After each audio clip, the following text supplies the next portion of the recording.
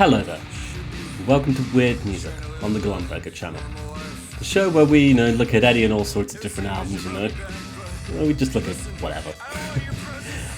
In today's episode, we're gonna once again indulge in the dirge, as we take a look at a band that seems to be really kicking off at the moment, This band, they're angry, aggressive, noisy, it's full of screaming and shouting and discordance and just dirty sounding music, but also incredibly well thought out songs that have this, underlying poignancy, to it, a very weird awareness to the chaos of the world and society and, people like ourselves are just currently in at the moment. This is, of course, a look at the wonderful noise rock band Chatpile and their debut album, God's Country.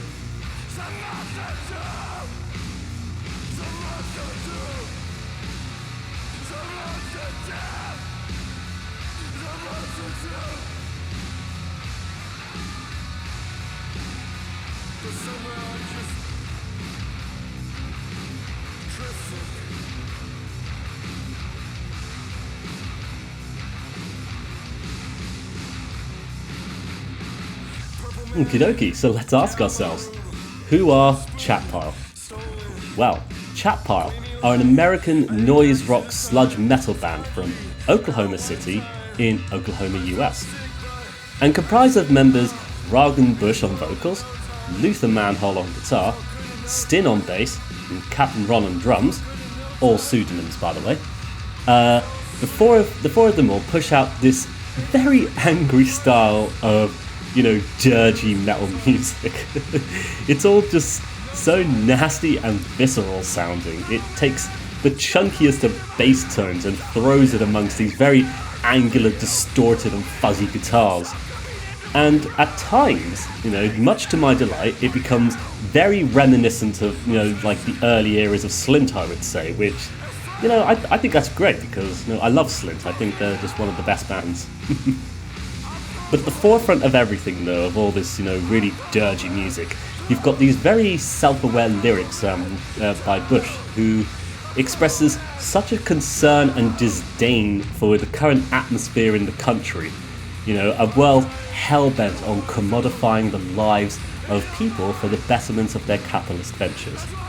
As well as, exploring other themes, other dark songs and, other things like, mental health and even horror movies actually come up a bit though. It's all culminates in this incredibly ferocious record that has instantly garnered the band a lot of attention at the moment. And so, let's dive into the 9 songs then, shall we? God's Country opens up with the battering onslaught of Slaughterhouse, a 4-minute, noisy, greasy dirge exploring the Vaughn's Food beheading incident. And it's a truly terrifying track to open up the whole thing, and it explores a very frightening and terrifying story. I don't want to go into all the full detail of it because it's really grim actually, but I'll briefly explain the gist of it though for the channel here. The story itself involves the murder and decapitation of one Colleen Hufford. Also the critical injuring of a Tracy Johnson at the Vaughn Foods processing plant in Moore, Oklahoma.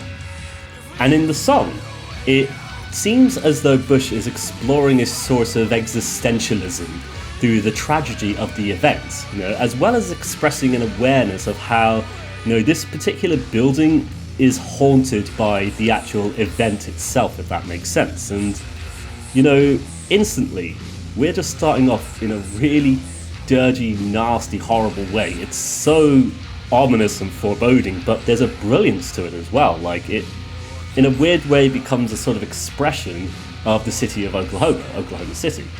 One of the core concepts that's being explored on this very album. And it's so ferocious and so incredibly bleak, but truly brilliant way of expressing the toxic landscape of Oklahoma itself. But yeah, the album moves on though. We get to track 2, Why. This is perhaps probably one of my favourite tracks on the whole album. Its lyrical content, I think, is actually incredibly depressing. Perhaps that's the point of it though. But it's a truly brilliant track though. It really just gets you going for some reason, like with how it's all structured and stuff. It opens up with this, you get this really chunky sounding bass and drums, whilst the guitars, they're just squealing over top of it all, with these very amusing licks they play. But the focal point is this constant repeated refrain of, why? Why do people have to live outside? And, it's very interesting. It creates for us this very impactful song that's constantly asking the question of why is there a problem with homelessness when there's more than enough resources available to us to stop it from being a problem. And it's a very interesting, song to write about. It really, once again, expressing, the horror of the current world around us, the fact that people are, forced to live in really abhorrent situations, even though we could do so much more about it. And what I find, to be interesting though, especially when one considers actually the demonization of the homeless as being the root cause of so many problems, and not those who are at the top of the capitalist ladder that continue to perpetuate the myth, of course. It's as mentioned though in the final the final lines of the track, horror story, real American horror story, and it's a fucking tragedy every day.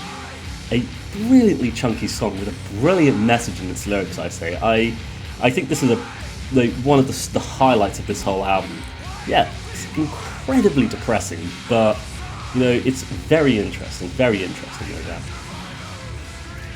And so, track 3, we move on to Pamela. And this one, especially when it starts, it kind of starts off like a departure from the chunky, loud sounds that the album's opened up with. What you're given here is this very peculiar slint-like track that pushes along with this odd drum pattern, occasionally joined by the somewhat sparse bass guitars and this glide across this single, almost discordant guitar chord. And lyrically, this sees Chatpile drawing influences from the film Friday the 13th, having a song from the perspective of the character Pamela, Pamela Voorhees, the mother of Jason Voorhees. And it's interesting, I'll be honest, songs inspired by film, it's something I can get behind, I've even written songs myself that are completely inspired by just a single film. However, I think there's something a little bit peculiar about this one. It took me a bit of time to sort of wrap my head around why this particular song was included on an album that starts off with such an awareness of the horror stories around us. And in writing that, I realised that actually perhaps this is, a track that, is meant to be like contrasting, the horrors of films, like the horror story in a film, to the horrors of real life, if that makes sense. And it creates this really dark, foreboding track for us.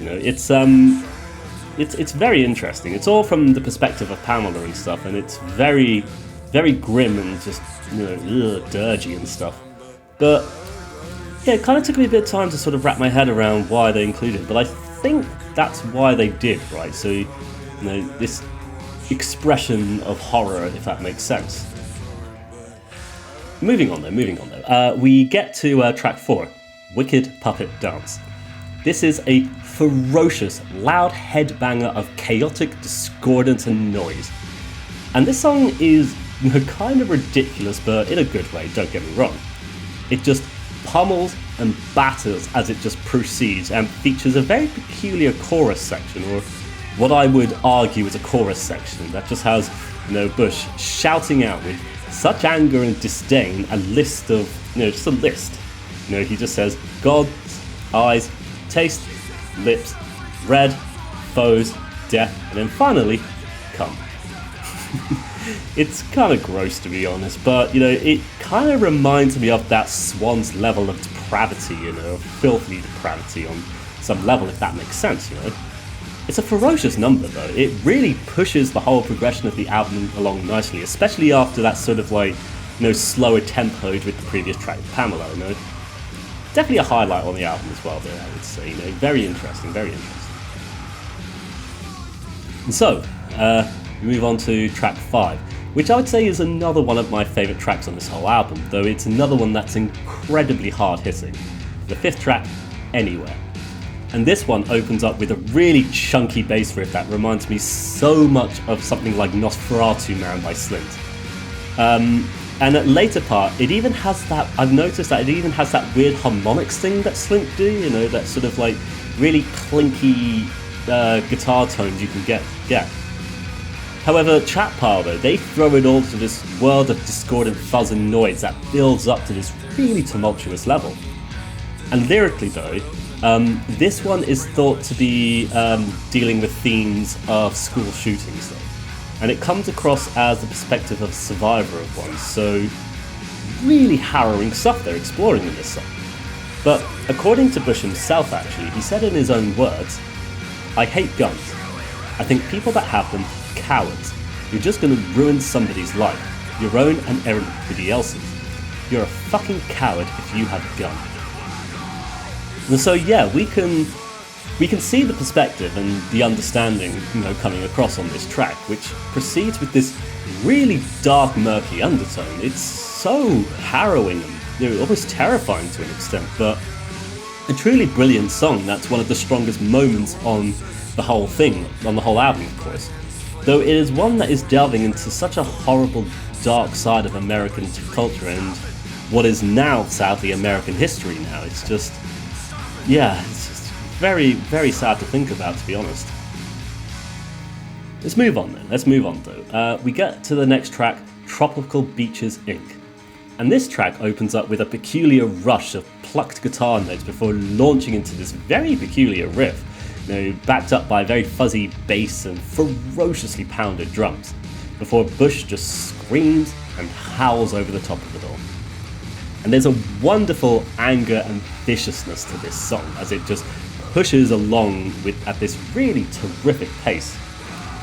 And lyrically, you know, I found this one a bit hard to interpret, but to me, it seems to regard the need to succeed, you know, to make money regardless of the cost to oneself, you know. Very much actually, kind of like what Swans explored in their earlier songs, where you just work yourself to death just to earn money and stuff, although regardless of the effect it has on you. And you know, this one is so full of disdain, anger and contempt for how the system currently is, what is expected and required of one to just simply get by these days regardless of the damage it can do to you. You know, it's very interesting that, you know, and especially in the current climate, you know, in society and the way things are now, I can understand why a lot of people seem to be exploring this theme actually, you know, like, yeah, it's very interesting, it's very interesting. Let's move on though. Move on to the next track, The Mask, which, according to Genius.com, is a song written from the perspective of serial killer Roger Dale Stafford. And so, this is another song, much like the album's opener, that harkens back to a dark part of history in the state of Oklahoma. And so, the incident in question, and much of what the song is directly referencing, is the 1978 murders of the Lawrence family and 6 employees of the Sirloin Stockade restaurant in Oklahoma. And so, you can see in the lyrics how we have this really disturbing dialogue from Stafford's perspective as he commands the people of the restaurant around, you know, just telling them what to do before, you know, you get the ferociously intimidating line of line up the animals. It's a phenomenal track though, and another like highlight of the album itself, but once again, like the content is really disturbing and harrowing and stuff. You know, and one that is, again, tying into this in a really dark, seedy underbelly of Oklahoma's history that a lot of people just seem to don't realise is there, you know. Truly brilliant stuff, truly brilliant. And so, we're getting to the end now. We get to the penultimate track though, which is arguably, across this whole thing, our only true moment of respite amongst this album's sheer ferocity. I Don't Care If I Burn. It's starkly different from the rest of the entire album. You know, it comes across as an experimental vocal performance, apparently an outtake from Bush's solo singer-songwriter project Randy Rules, which was repurposed into a somewhat experimental noise track featuring a large number of very peculiar sounds that are occupying the recording whilst you have Bush vocalizing over the top of it. Incredibly weird though. It still has the elements of surprise though, when you suddenly, like at one point in the song, you get this really uncomfortable and short scream that, to me, just comes across as a jump scare. It just fills me up with so much tension and horror. Like I was like, whoa, what's going on here, kind of thing. But I think so. After so much of this album's experience, though, and of course with what's coming with the album's closures as well, having this moment of respite, where everything's just brought down a lot, regardless of that screaming bit, but everything's just brought down to this weird sort of like, subdued level. It helps us as listeners, recover and also brace ourselves for the final onslaught of this album. And so, with that, we move on to the final track of God's Country, the 9-minute long and very strangely named Grimace-smokingweed.jpg. And this is a proper noisy, discordant, sludgy track with a ferocious tempo that pushes and pushes along with such a peculiar and dark sentiment within its lyrics. And so, since this album's release, people have been interpreting this song, since it came out, and it's unknown if the Purple Man is, someone who was mentioned in the song actually. It's unknown if they actually exist as part of the reality within the song, or it's a figment of the narrator's imagination, following on from what is interpreted to be a drug-induced hallucination. Regardless though, there is a sheer darkness and terror to the track, as our narrator is pushed and pushed by the terror of what he's experiencing, to the point where he's essentially being, made to jump out the bedroom window. And as well, there's a brilliant crack in the character, as well as they start battling with themselves, it seems, screaming and shouting at themselves with such unusual contradictions, creating this really confusing reality where nothing is what it really seems, if that makes sense, And there's a terrifying element to this track, though. It's backed up, of course, by this incredibly noisy, drony feedback-laden instrumentals that push it all further and further, and it builds and builds and then stops, and then it starts up again, and then stops again and stuff, and it's just, you get this really existential screaming of, I don't want to be alive, essentially, and it's a phenomenal way to end this album, though. It's, a final onslaught of this battering, brutal quality that's been so prevalent in the entire album itself, and one that ties back into the incredibly dark themes the album has been presenting, though in this case in a much more existential way, I would argue. And so, with that, we have essentially covered the entirety of God's Country by Chatpile, a phenomenal debut, I think, that is one of the dirtiest, filthiest and scummiest sounding albums that still comes across as a truly brilliant listening experience, I would say. It's a constant battering onslaught of miserable noise that explores a multitude of dark themes, ranging from the history of Oklahoma to even themes of mental health and stuff. And I find it interesting, actually, that, there's bands that are coming up at the moment, are really kicking off at the moment, that are all expressing such a concern of the sheer horror of the everyday world around them. And another example of this is the phenomenal Scottish band Ashenspire, whose album Hostile Architecture we will cover in a later video. But yeah, moving with it though, bands, like Chatpile and Ashenspire, covering this awareness of the true horror story that's existing within our society these days. This constant venture of capitalism that just has a disdain for human life for the betterment of profits, kind of thing. It's so peculiar, and they, without a real shift in how we operate and do things, especially from those who currently sit at the top, at the top, who don't want to change things, obviously, because it's all very profitable even. Without a real shift, though, it's like we're all just going to continue down this incredibly horrible path, and it's very pessimistic, it's very grim, and stuff that people don't want to think about. But it's interesting that bands are starting to explore this. I mean, bands have always been exploring stuff like this, but exploring it through the modern perspective of what we're currently going through at the moment, though. it's very interesting, and I think, Chat Pile, looking specifically at, the city of Oklahoma, have done such a brilliant job in expressing such a sheer horror of so many different things, if that makes sense. And so, with that, I think we're going to come to the end of today's episode of Weird Music. Chat Pile, without a doubt, one of an absurdly interesting band, I think, and I'm glad to have taken the time to finally listen to them. God's Country is surely a ferocious effort as a whole album experience. It just flows brilliantly from the start to the finish, plunging you into this incredibly miserable, cacophonous world of tension and anxiety. And it's an absurdly strong debut as well. It shows incredible promise from the Oklahoma-based band who, like I said, they're really taken off in a serious way, which is brilliant, I think, truly brilliant.